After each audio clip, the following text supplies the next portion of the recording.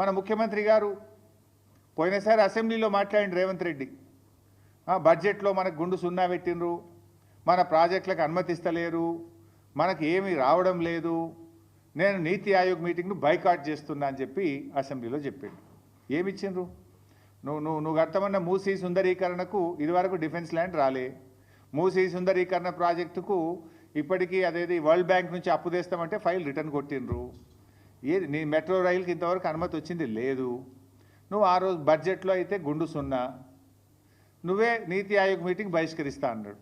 మరి నిన్న నేను పొద్దుగాలనే అందరికంటే ముందు పోయి కూర్చున్నాడు. నేను నీతి ఆయోగ్ మీటింగ్లో అందరికంటే ముందు పోయి రేవంత్ రెడ్డి రాత్రే పోయిండు, పొద్దుగాల ఫస్ట్ కూర్చున్నాడు. మంచి రాముడు మంచి బాలు లెక్క కూర్చున్నాడు.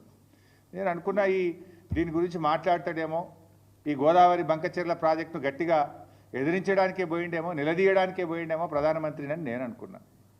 కానీ చూస్తే అసలు ఈ ప్రాజెక్టు గురించి మాట్లాడిన సందర్భం కూడా లేదు. ప్రధానమంత్రిని వ్యక్తిగతంగా కలిసి కూడా ప్రెస్ నోట్ రిలీజ్ చేస్తే దీని మీద మాట్లాడిన పరిస్థితి లేదు. ఏం జరుగుతూ ఉంది? రేవంత్ రెడ్డి మాట్లాడాడు, ఉత్తమ్ కుమార్ రెడ్డి అయితే అసలే మాట్లాడాడు. ఏం చేస్తున్నట్టు? నీటిపారుదల శాఖ మంత్రి ఏం చేస్తున్నట్టు? ముఖ్యమంత్రి ఏం చేస్తున్నట్టు? ఈ రాష్ట్రానికి ఇంత తీవ్రమని నష్టం జరగబోతూ ఉంటే ఎందుకు స్పందించరు?